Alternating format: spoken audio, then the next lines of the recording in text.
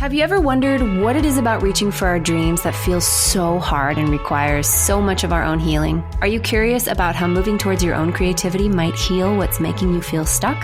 Well, that is why we made this show. I'll be having conversations with emotional health experts as well as artists, musicians, and creatives, all with the intention of resourcing and inspiring you to uncover your true creative self.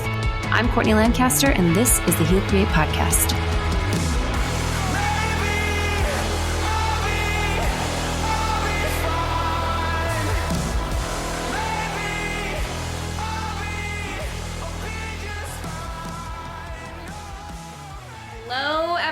Thank you so much for joining us today. You guys, I have one of my friends from Reading who also happens to be one of the most incredible creators that I know, especially of his age.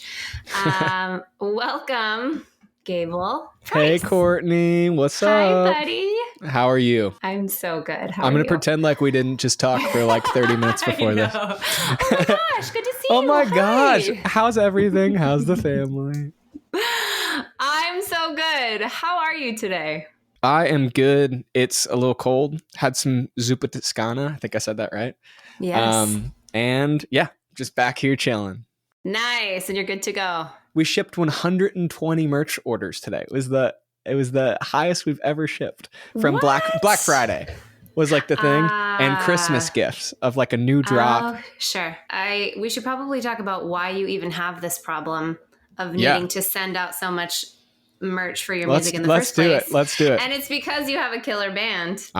Thank you. And that's what I want to talk about today. So, okay, this podcast is emotional health and inspiration for creatives. So with the understanding that one of the things that does heal us, especially any of us that are going through any kind of grief, healing, transition, anxiety, or whatever, is actually inspiration. And so as I've been able to have these conversations with emotional health experts, I've also, on the other side, had conversations with artists in their field, which is the reason why I want to talk to you today, is because it's so inspiring to hear people's process when it comes to what they've created. And I want to hear yours. So I'm wondering, can you tell us a little bit about your background leading up to creating your band, Gable Price and Friends? My dad was a worship pastor at a Vineyard church. Grew up around music. I had a cover band in 8th grade called Overzealous Noise. Oh my gosh. I moved to Reading when I was 19 for school. Mm-hmm. And so really grew up WPK. Yeah. And then I was just out there in California, living in a van. Like the complete rug was stripped out from under me, and there wasn't even hardwood under it. There was just a black hole of anxiety. Right. Which is something that I want to talk to you about. I wonder, before I ask you that though, if you could look back at your childhood, is there anything that you can identify as one of the core ingredients for why you feel like you're able to create so freely now as an adult? My parents were really like, they loved whenever I would dream. I remember telling my dad, I want to be a musician. Mm-hmm. And so I don't know if he owned it or if he borrowed it from somebody, but he got like this little recording thing. He's like, okay, if you write a song, we can record it. And it was kind of like the incentive to it. So I think just the belief that my parents had in me, but also like, I don't think I ever heard from my folks like, you're not going to make money from this, right? Or like, hey, like, hey, you got to figure out what your real job's going to be. Like, I never heard that, which was really nice. Also, I was homeschooled. That also allowed me to figure out like, okay, what do I want to do? Because I don't have many friends. And so, it gave me time to, if I wanted to play sports, I would play sports. And if I wanted to make music, I would make music because I could finish school on my own time, which I think also kind of trained me to do like time management or management as a whole, in order to like, okay, if I get this done by this time, I can really focus in on this, which is, why we started a band in the middle of school. Yes. Yeah, totally. Well, so it sounds like there was a lot of empowerment from your parents towards your dream. And that's something that I think a lot of people didn't get and have to learn later on, which is that you can trust what lights you up. You can go in the direction of like the thing that's lighting up. So that's what I hear about your story, is that like these kind of rabbit trails were all sort of leading you to the thing that you ultimately ended up doing because you were like empowered to follow them. So when you moved out of your house, I think a lot of people have this experience when they move out of their house, whether it's university or, whatever it is, just moving to your first apartment by yourself. There's like a lot of things that can stir up and that can come up when we're in that place. And you're not shy about going through a season of real anxiety in those first few months outside of your home state in your parents' house. Yeah. No, I mean, it was really tough.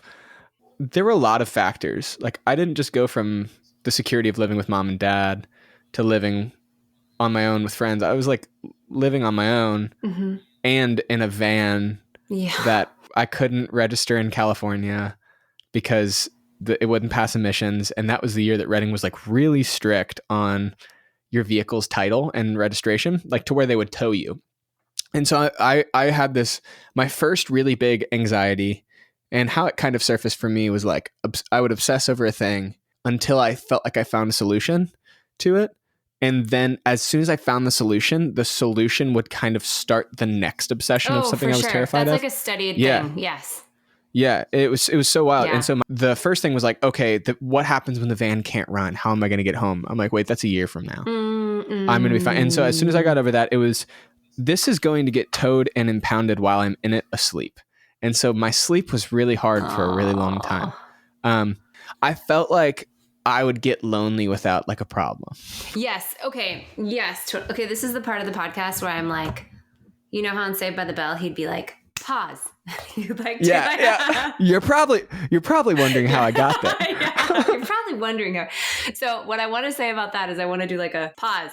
This is the thing about anxiety. Is your anxiety, when you have this sense in your body that you're not safe and you're not okay, it will look for things to confirm that. And if it can fix the things that it thinks are not okay, then your anxiety basically thinks maybe you'll be okay. The problem with that is that if you're not increasing your internal levels of safety, and there's lots of ways to do that, then anxiety is really a game of whack-a-mole. And anxiety is always looking for something to hang its hat on. And so when one problem is resolved, your anxiety will morph into the next problem that it will try and resolve, and the next problem that it will try and resolve. And ironically, there were probably times, or maybe have been times since, when you have felt really good and really like in your zone and aligned, and you're like, I can't believe I worried about all that stuff. Is that true? Yeah. Yeah. Oh yeah. Totally. Oh yeah. Anxiety is so funny in that way. So anyways, for anybody that's struggling with anxiety, it's like, oh my God, that's what I do. There's a way out of like the anxiety whack-a-mole for sure. Mm-hmm.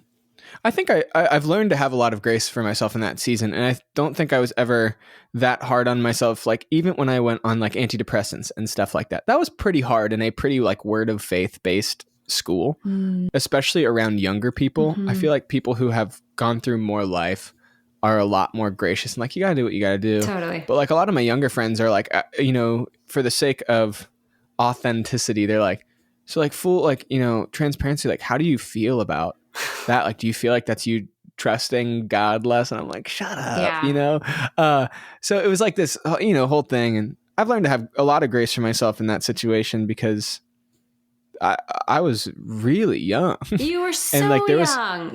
And every single thing I knew was gone. And my whole life since I was 13, I knew I wanted to go to that school. And so my one goal, or my one thing I was always looking towards since I was 13, I was at it. And I was freaking out because I'm like, what happens after this? Do I go to this school? I don't have a college degree. What if I can't get the job I want? And then I would spiral and just, I remember being on the phone with my dad. I'm like, what if I'm 85 and I look back and I'm like, I never did anything I wanted to do. He's like, you realize how long it is until you're 85? He's like, just do what you want to then. Yeah. And it was so good for me. I was like, oh yeah. Well, that's the goal of healing your anxiety. Healing is to get to a place where you're in a place of creativity, where you can look at the future and be like, what do I want to create? As opposed to like, oh my God, what's going to happen to me? And when you're asking the question, like, what's going to happen to me and how do I solve it before it happens to me? That's instantly an indication that there's some emotional work to do there. Yeah, totally. How did you go from like, I don't know what I'm going to do, what's going to happen to me, into building a band? I mean, and now we're a few years out, but a successful band. So I would say the bridge from everything that was going on, right, as I got to Reading, to when we started the band, one, there was a lot of musical opportunities in Reading that it seemed like were the easy route. And for some reason, none of them happened for me. Like I tried all of them. It was kind of like always a no. And which is fine, but it was a really big identity thing for me. Like if I'm not a musician, what am I? Mm-hmm. And for a while, I kind of looked at it as like, okay, this is like a pause. But then I just kind of like woke up one day and there was a feeling of like, kind of want to try again, like at music. Like even if it's not the route that all my friends get to do, that feels cooler, that has a big stage. And so like, I just started writing music on my own. But then I realized I was like, oh, I love writing songs, even if I don't know what's going to happen to them. I usually just create because I feel like there's a need for it. So like I'm writing this song for my band, or I'm writing this song specifically for this feeling, like stuff like that. And so it was always hard for me to write, just to have the song. That was what kind of started the band, was me writing just to write. So kind of stretching that musical muscle for the first time in a long time, especially that songwriting side of me, just woke up one day and started writing again. And then over my shoulder at a coffee shop, my buddy Adam was sitting next to me and he saw I think I was using Evernote at the time because it was what my dad used. I'm like, oh, Evernote's sick. So I had an Evernote of songs and he was like, what are these? And I was like, well, it's a song I've been writing. And he's like, well, how does it go? And I'm like showing him and he's like, that's cool. We should make an EP. And I'm like, yeah, let's do it. And so we started dreaming. Like, I feel like we called the guy we wanted to produce it like that day and got like confirmation from him that he could do it. And we were like, hey, how much do you want for this? He's like, just tell me how much you got, you know? And so you're like, $5. Yeah, exactly. I'm like, I mean, reality, yes. I think he got 400 for the whole EP. Oh my goodness, yeah. And it was like he had like this access to the studio and everything. And so that's kind of how Gable Price and Friends forms. It feels accidental, like looking back on it, like just really lucky. Yeah, all kind of the pieces fell into place. Yeah. To me, it sounds like you took a little bit of your own power. It was like, you know what? Actually, I think maybe I'll just move towards creating or writing music. Yeah. Okay, so you kind of created this band sort of by accident, sort of by being inspired, by fate, and also like you kind of moving towards this vision of yourself being a musician and being a creator. So I'm curious about how you get the inspiration for your song. How do you turn these ideas into songs? And you could even use like one song as an example if you wanted to. So like as an entirety of Gable Price and Friends, very thematically different from our first EP to now. But the process hasn't changed. I pride myself on writing exactly where I'm at. And so like every song, no matter how different of a belief system it is from the previous song or a statement from the previous song, it's exactly where I was at when I wrote it. And so for me, I think I'm just always listening is like a way that I get a lot of inspiration from my songs. Always listening to my heart in a way of like, what am I feeling? As well as like the reality of some situations, and reality sometimes feels subjective of like, this is how I feel it is versus how the other party feels it is. But I think I have a thing in my notes of just one-liners and song thoughts and ideas and stuff like that. Every time I think of something that I'm like, that could be a song, I don't have time to write that song right now, I'm going to throw it in here. And so a lot of my inspiration comes from that. I heard someone say once that if you only write when you're inspired, you never finish anything. And if you only write when you're from a place of discipline, you'll never write anything worth reading. He's talking about books. I remember you told me that. Yeah. And so I kind of live by that. And so a lot of my inspiration, I kind of like when I'm in a place of inspiration, I try to get as much out of it as I can.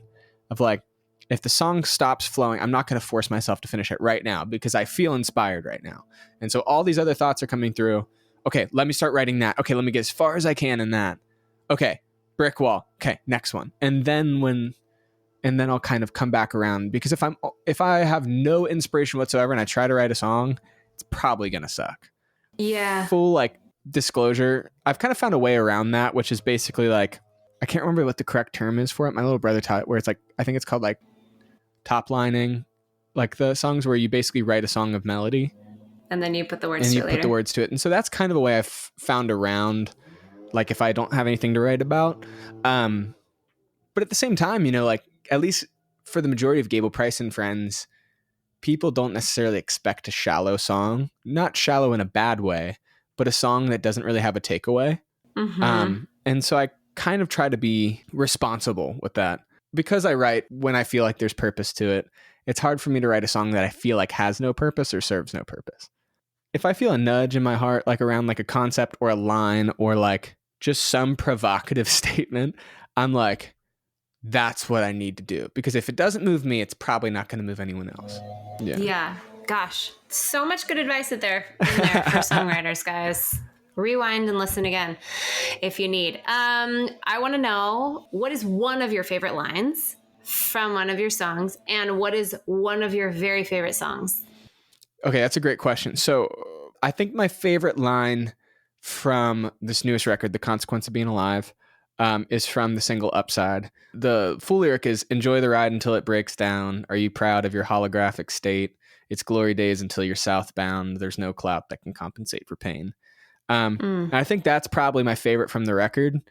I mean, it's really just that. Like, I think with growing as a band, a lot of times when I feel a deep sense of pain or hurt from something, a natural response for me is to retreat into my status of, well, we're doing this super sick thing. Well, we're like in my head of like, okay, I'm still like, if I feel low identity from a conversation I had or someone who hurt me, I'm like, well, I should be totally fine because I have this cool life that, you know, I'm so lucky to be living, you know, we're doing all this cool stuff. And then like, just the reality of it is like, you know, there's still pain here. There's still something. Yeah. There's not an amount of clout that makes you feel nothing. Nothing makes you invincible to human feelings. Joyful all the time. Yeah. Yes, totally. And being joyful all the time, to be honest, would suck. Because you'd forget what it feels like. You'd forget that joy feels great. It's like, you know, when you have a and I could be completely wrong in terms of it could be a very unhealthy belief system, but think about it, like when you have a sore throat. Have you ever had that thought? Totally. Like, yeah. I was so ungrateful when I didn't have a sore throat. And so like, I feel like that with joy and pain at the same time of like, when I feel like pain, it's been like this cool thing of, I think The Consequence of Being Alive as a whole, the record is a lot about joy is beautiful because you know the contrast of it. Pain is what it hurts as much as it does because you know something different. Yeah, absolutely. It's totally true. It's the human experience to feel all the things. The kind of emotional health like add-on that I'll add is that it is not necessary to feel constant fear. And it's a fine line, especially if you don't have all of the tools or you're in the process of developing the inner tools to lead yourself to feel grounded and whole. Yeah. But the truth is, the adult self, the healthy, emotionally healthy adult feels all the things. There's no like place that you can get to where you're not vulnerable at certain times, or you're not grieving, or you're not surprised and hurting. Like there's no existence that includes that. But there is a possibility to live without that constant underlying fear or shutdown, and that's like the difference. So I would agree. Do you feel like creating this music over the years has healed you on any levels? Yeah it was a lifeline to me during the election season to be able to write our song You're My Country. Was like it was a lifeline for me to be able to process, I feel so different from everyone around me. I and be able to express that, because I think a lot of times, like a lot of young people do, I cancel what I'm saying before I say it. But I think with writing, music and songwriting for me has given me the ability to be unapologetic, because you just don't have that much room to explain yourself in a song. You just got to say it. You got to say it. And if you spend the whole song explaining yourself, the song sucks. You know, like if it can only mean one thing.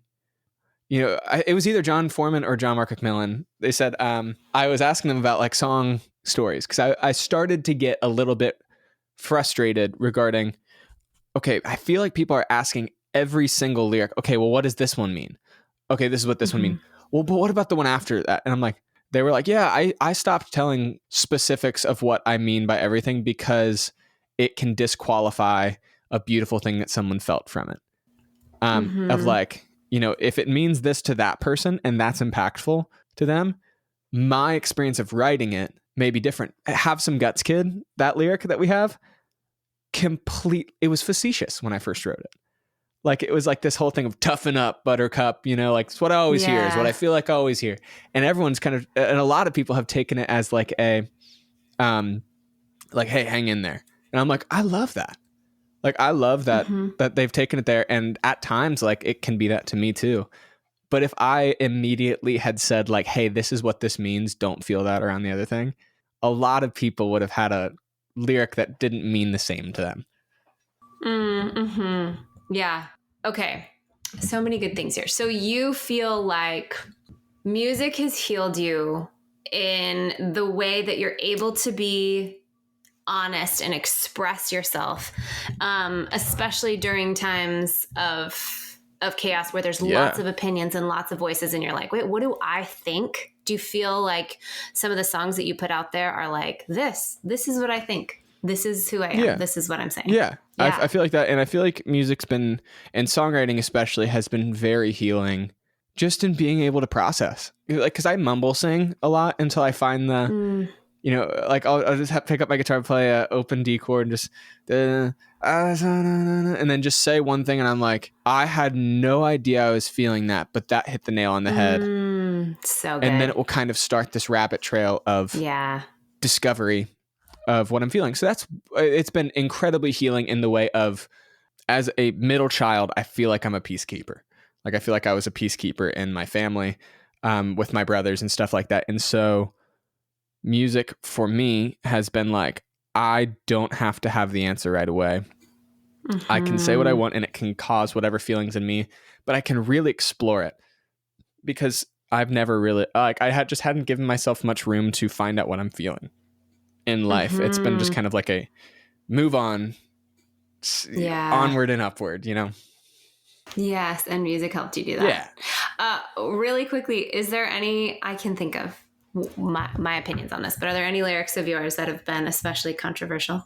And I'll say too, just to back that up, your music is, I think, mostly identified maybe as Christian music, even though it's not really. That's kind of how it started, and that's definitely probably how it started. A hard pigeonhole to get out of, but that's kind of where you've been, right? Which means that the people listening, a lot of the people listening, mostly identify as Christian. I would say so. Yeah.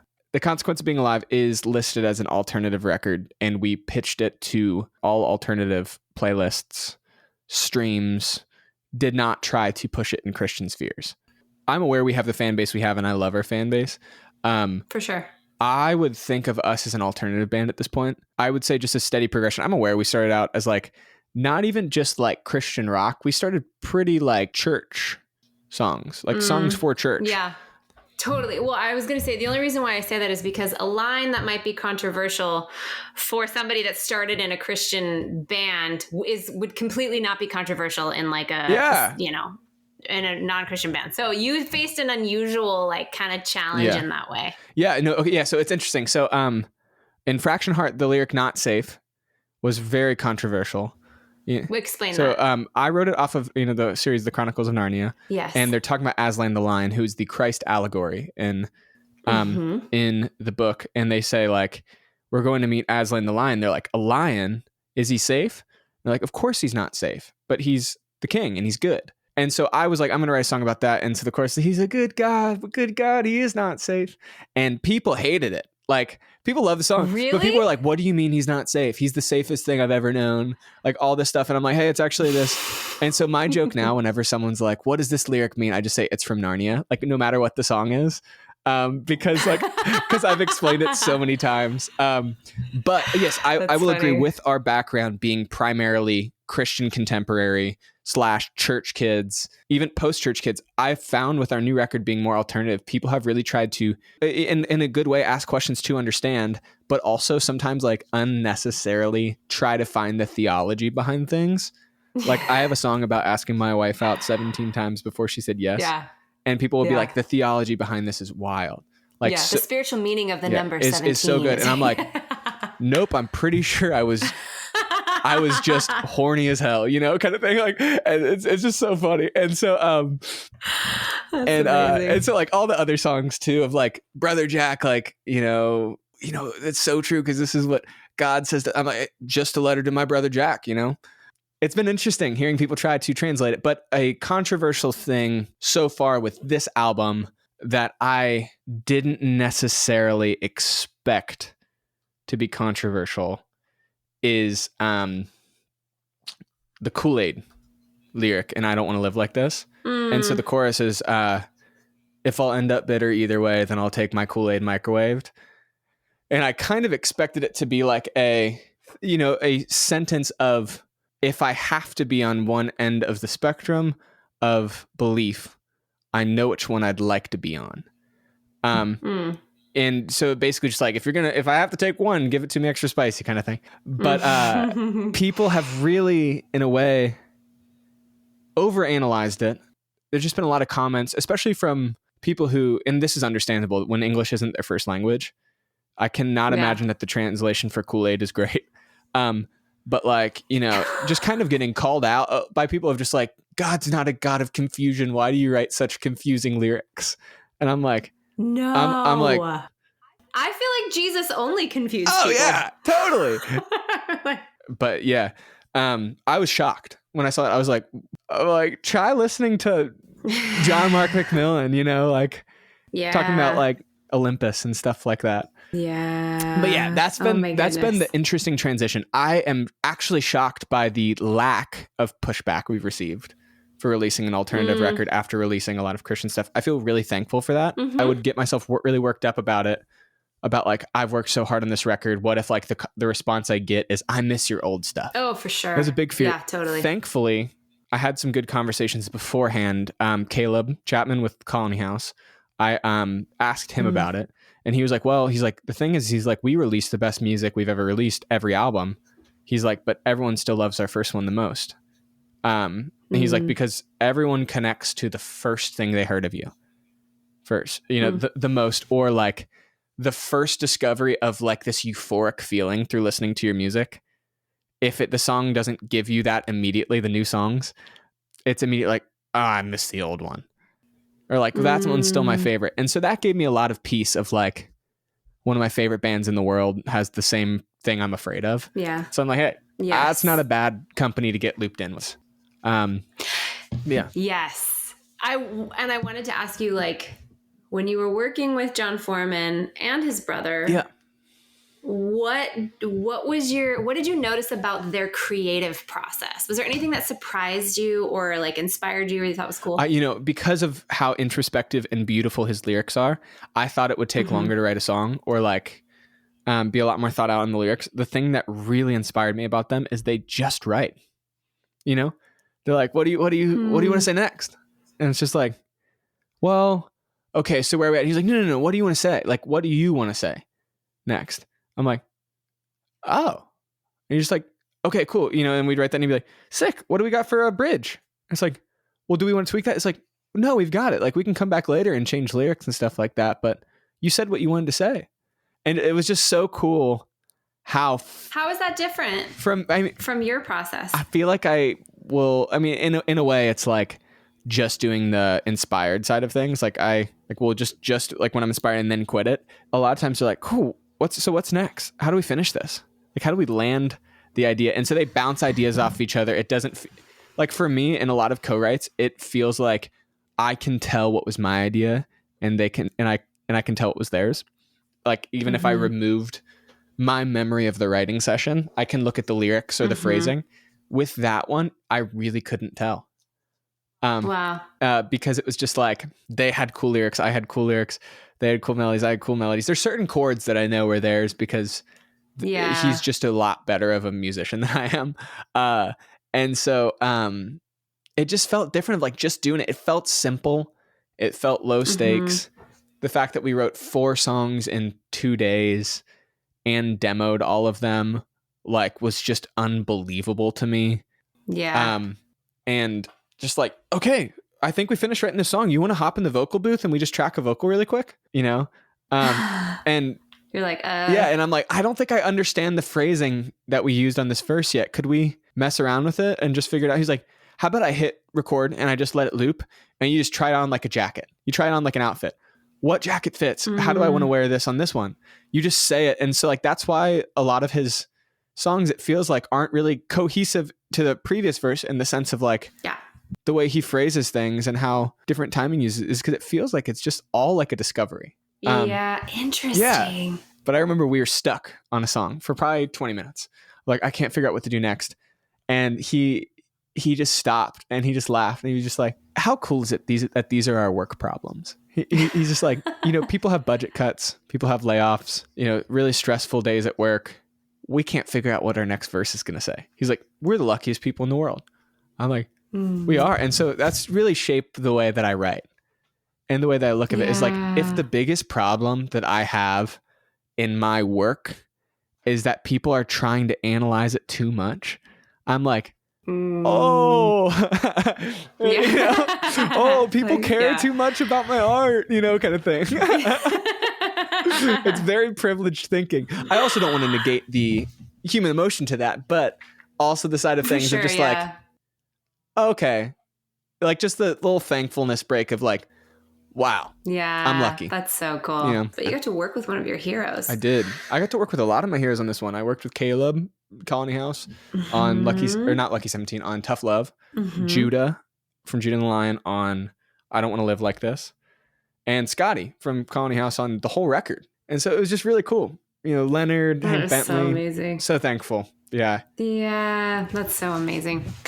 Is there anything that you've noticed as you've been in the music culture and like seeing how different bands do things and seeing like kind of the drama and the behind the scenes that can come up? Is there anything that you're like, one thing I know for sure that I don't want to do in my music career is, or I want to avoid if possible? Yeah, I feel like I'm doing things differently in terms of like, I feel like we've been really attentive to, I want to be really attentive to my family. I feel like a lot of musicians and touring acts are like, this is just my life, this is my career, it's work, deal with it, kind of thing. And I don't feel like that will be me, or I know it won't. And so just the priority of family and travel and balancing that has been something I really am passionate about. There's different types of musical acts, and there's like more experience in terms of the verbal experience, the exchange of the things said on stage. We're all like, there's like the concerts that are like, we are all the same. We're not the guys on the stage. Like, we'll come down there and then we'll be with you. There's nothing between us. Yeah, I'll talk candidly. And then there's like the acts that are like, boom, light show, like amazing. Yeah. Like, so I think of like the difference between, say, like Coldplay and even 21 Pilots. Like 21 Pilots are like in the crowd. They're both in arenas. 21 Pilots is a lot more like, yeah, so how's it going? We're all hanging out. We're all here together. And I don't think that one's necessarily better than the other.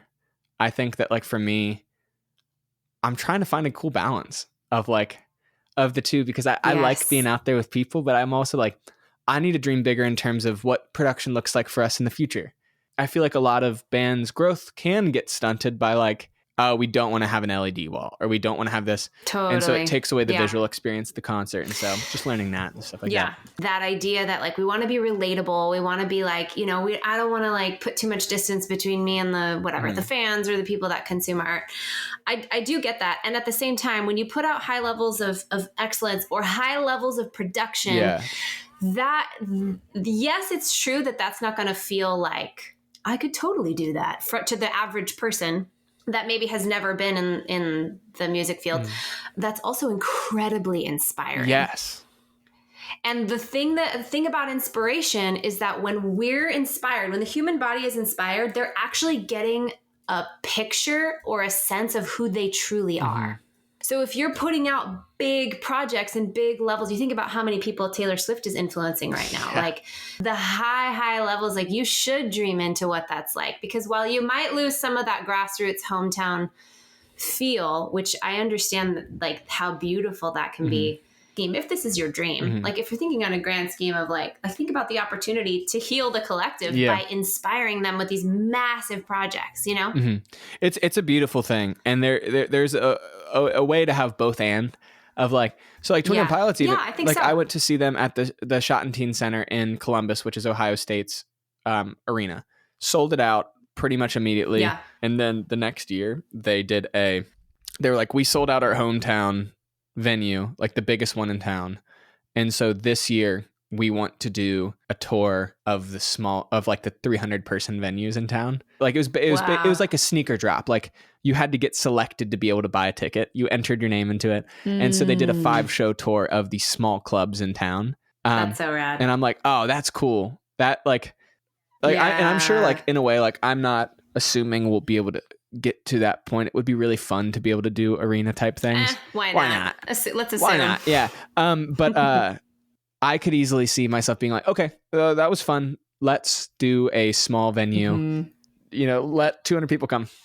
You know, when you even think about like Coldplay, like you said, they're like probably just, I mean, for logistics sake, like completely separated from like their hometown crowd in a way that makes a lot of sense for what they're doing as a band. And I noticed that when they went on tour this last year, there's like thousands and thousands of people posting about the moment when everyone had the lit up bands and they were all singing Fix You together as like one of the most healing experiences they'd ever had since 2020. So wild. So incredible. I have chills. Yeah. It has the potential to unify so many people. Like that's always like my passion too. It's like, don't be afraid to dream big, because the bigger that you dream, if you can do it in an emotionally sustainable way, so not at your expense, the potential for reaching people and connecting them, like that moment in Coldplay's concert, is just, it's so exciting. I heard someone say the typical concert goer only has 3 takeaways from every show. They're not specific, but like when they look back a year later, when they look back even 2 weeks later, 10 years later, there's really 3 things you'll probably remember. Whether that's how good it sounded, whether that's how good it looked. I think it was John that told me this, but he was saying, he's like, it's when you pull the kid up on stage with you to dance. It's when you let a fan play guitar on the song, when you climb something, when you come out into the stage, and it's rarely the amount of haze in the room or the light show in the back. Yeah. A lot of times it was wild to hear 20,000 people sing the same song, holding this emotional, beautiful song. Yeah.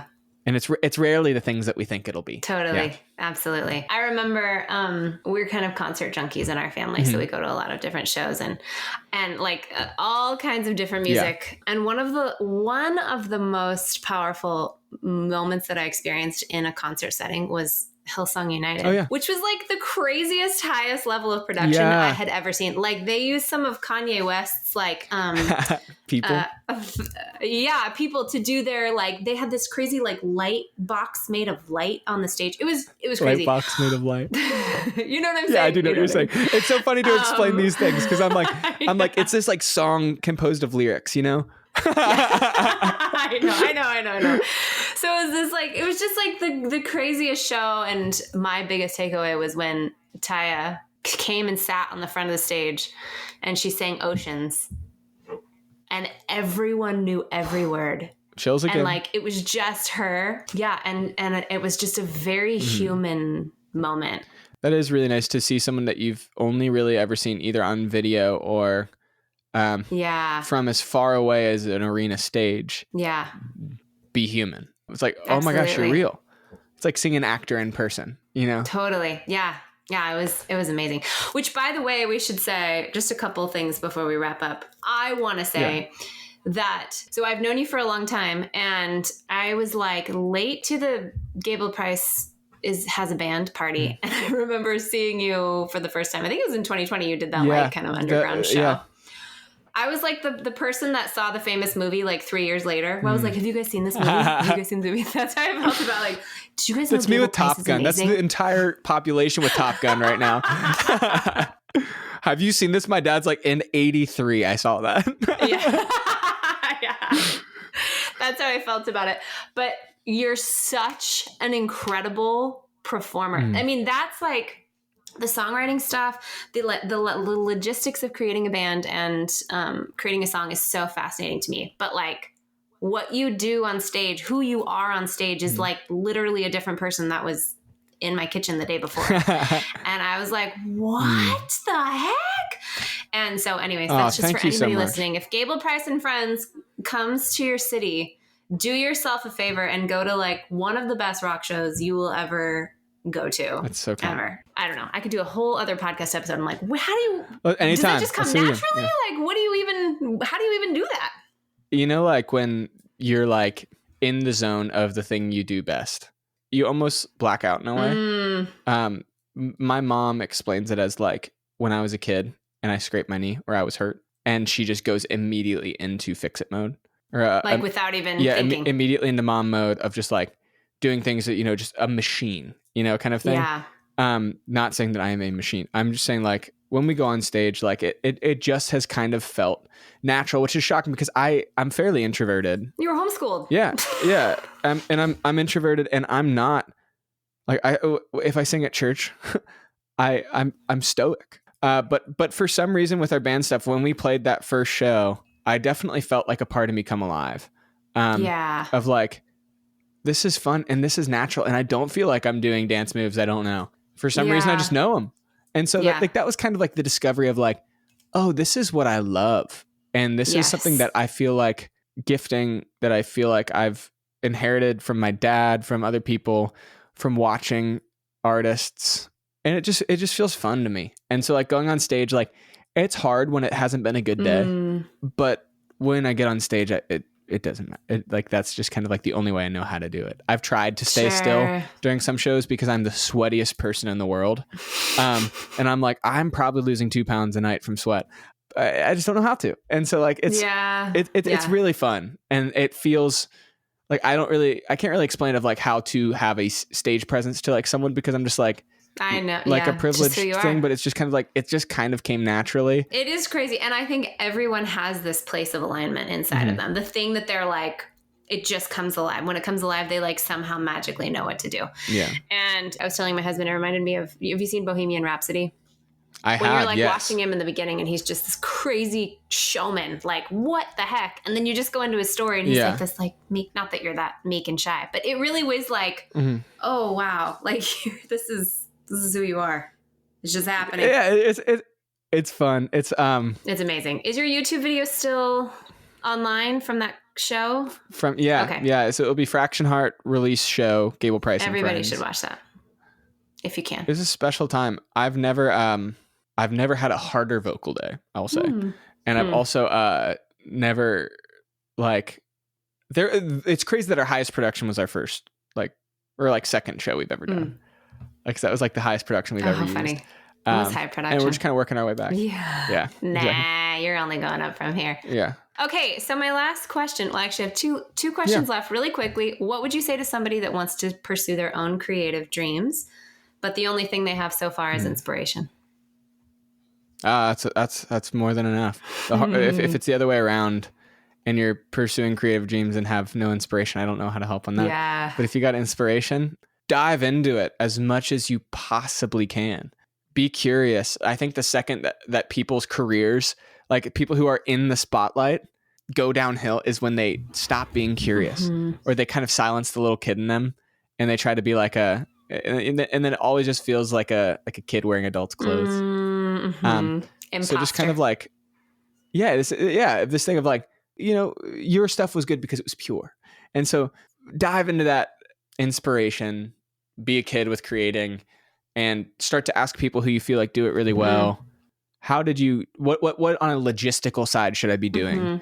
But on a creative side, be creative.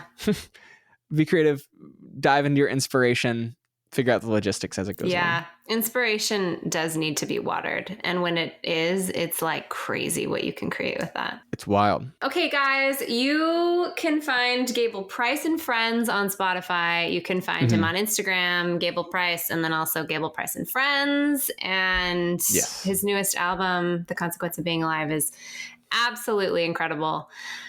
Go check it out. My last question for you is, what is one thing that you are either healing in your life or creating with your life currently? That's a great question. I feel like me and Adita as a whole are creating a lifestyle together. Newlyweds. You know, we got married. Yeah. And it's almost been a year, which is crazy. because it was I guess it was the end of February, but creating a life together, which is really beautiful, and creating community, both really pursuing dreams, her with artist management and me with the band. And so that's something I feel really, really excited about. In terms of healing, I am pretty young and have kind of, I would say what I'm healing the most is the fact that I have been in a position of leadership since I was 12, through church and now in this band. And so learning how to show weakness and ask and go to people for help before I've already figured it out. That's a big thing that I've always done is hey, I just wanted to let you know I had this problem, already figured it out 2 days ago, and I'm great now, on the right path. No, I'm really learning how to show the weakness in the moment. In marriage, be like, hey, this is what I'm feeling right now, not, hey, this is what I was feeling, and that's why I was a total jerk. Right. Yeah. Stuff like that. And so, beautiful. Healing and growing. You sound like such a human. Hey, it's a good thing to be. Thank you so much, Gable. Of course, Courtney. Thank you for having me. Yeah. Love you too. Bye.